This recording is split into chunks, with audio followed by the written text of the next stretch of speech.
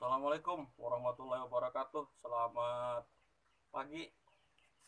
Jumpa kembali bareng Kang Odoy, channel organik, bertani irit, manfaat selangit. Sahabat Odoy, eh, kali ini Kang Odoy akan sampaikan beberapa penjelasan mengenai tanaman cabai.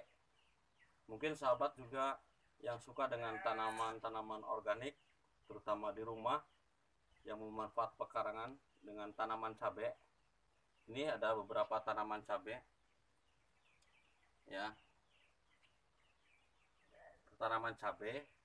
Dan ini sahabat, ini tanaman cabai tidak seperti yang lain, ini layu seperti ini. Mungkin sahabat juga ngalami yang namanya tanaman cabai tiba-tiba layu. Nah, tanaman cabai yang layu seperti ini kebiasaan atau umumnya biasanya layu bertahan 2 atau 3 hari. Nah, tapi ketika pagi antara pukul 6 sampai pukul 9-10 ini biasanya segar, dan sorenya biasanya pukul 3-nya ke sana juga segar lagi. Biasanya antara pukul 10 sampai pukul 3 tanaman yang layu seperti ini biasanya sebelum mati ini segar ketika jam-jam pagi dan jam-jam sore. Ketika pukul 10 sampai pukul 2, pukul 3 ini biasanya layunya parah. Ini sahabat perlu ketahui, tanaman cabai yang layu seperti ini namanya layu fusarium. Layu fusarium itu diakibatkan oleh karena adanya infeksi leher batang. Nah, di sini leher batang bagian sini, boleh di zoom nih, infeksi leher batang bagian sini. Nah, infeksi oleh karena timbulnya jamur patogen fusarium. Kenapa jamur patogen fusarium ini bisa timbul? Ini biasanya karena adanya pH tanah yang cukup rendah. Ya, perlu sahabat ketahui, pH tanah itu kalau rendah antara 0 sampai 6 itu berarti pH tanah rendah. pH itu apa sih?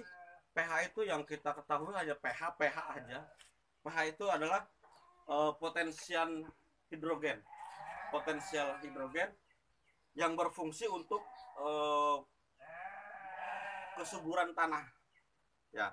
Sedangkan tanaman atau tanah yang pH-nya bagus itu antara 6,5 sampai 7,5. Sahabat Odoy, kita kembali ke masalah layu fusarium. Sahabat, sebentar.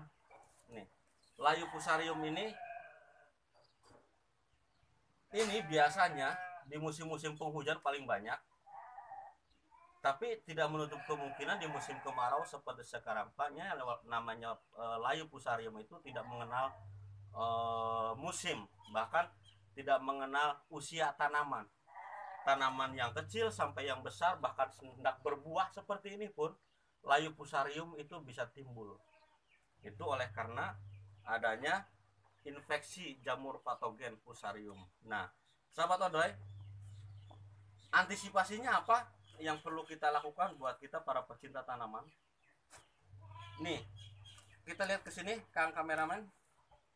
Boleh di zoom. Antisipasinya yang pertama, itu pun tidak selalu berhasil apabila kesuburan tanahnya kita perbaiki dengan diberikannya pupuk NPK, atau biasa NPK itu yang mengandung kandungan nitrogen, fosfor dan kalium. Walaupun dikucurkan ke sini oleh NPK, atau misal kita membuat POC, pupuk organik cair, ini belum tentu berhasil, kecil kemungkinan. Maka dari itu, untuk antisipasinya, caranya adalah diantaranya yang penting kita agar tidak menyebar meluas, karena yang namanya penyakit layu fusarium ini, sahabat, ini bisa menyebar kemana-mana. Lihat sini, nih, ini layu, ini layu, ini tinggal beberapa pohon lagi yang masih tertinggal, yang masih bagus. Sifatnya jamur fusarium itu atau jamur patogen fusarium itu menular kepada tanaman lain, dan juga tidak hanya melulu menyerang pada tanaman cabai, bisa juga ke tanaman seperti kol, seperti misalkan terong atau tomat juga bisa terkena dengan jamur fusarium. Maka dari itu antisipasinya yang paling efektif adalah mencabutnya, sahabatnya. Nih, kita mencabutnya. Alangkah baiknya dengan rotasi tanaman. Artinya tanamannya kita cabut, nanti diganti dengan tanaman yang baru. Nah, ini seperti ini. Nih, ini di sini lehernya ini terinfeksi, namanya terinfeksi jamur patogen fusarium. Nanti akan kelamaan ini akan menghitam, pohonnya menghitam. Karena apa? Karena yang namanya jamur fusarium itu di bagian bawah akar, di bagian akar sini, ini menghambat proses fotosintesis di dalam daun untuk menyebarkan sari atau nutrisi makanan ke dalam tanam kepada tanaman. Maka dari itu di sini menghambat proses fotosintesis pemasakan atau sari makanan nutrisi tanaman. Maka dari itu ini akan pelan-pelan semakin ke sini nanti akan semakin menghitam, bahkan coklat kecoklatan nantinya seperti ini. Ya, makanya sahabat, antisipasinya yang pertama adalah buang tanamannya. Kita buang saja tanamannya. Lihat sini, kita semuanya.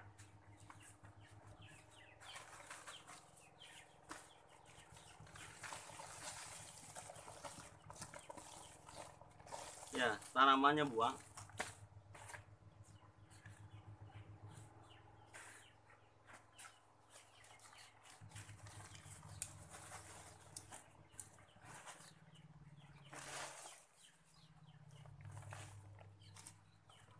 Nah, setelah kita buang, nanti tanahnya atau media tanamnya yang ini jangan langsung dipakai dulu, sahabat ya, karena lebih baik kita dibuang saja, karena ini sudah jelas akan mengandung spora atau jamur tadi. Maka dari itu lebih baik dibuang. Kalaupun mau dipergunakan lagi, jangan langsung dipakai, dijemur saja dulu atau dicampurkan dengan pupuk NPK atau boleh dengan pupuk organik cair. Itu sahabat, diantaranya bahwa yang namanya layu fusarium di dalam tanaman cabai itu sudah terbiasa di mana-mana, pasti sahabat juga mengalami. Itulah caranya bagaimana kita menghindari atau antisipasi layu fusarium, diantaranya adalah membuang tanamannya, diganti dengan tanaman yang baru. Nih yang masih bagus, mudah-mudahan ini masih bisa terselamatkan, tidak tertular dengan jamur fusarium. Oke sahabat, itu saja, mudah-mudahan bermanfaat dan jumpa kembali. Jangan lupa like, share, subscribe di Kang Odoy Organik, bertani organik, bertani irit, manfaat selangit. Wassalamualaikum warahmatullahi wabarakatuh. Ya, Pak.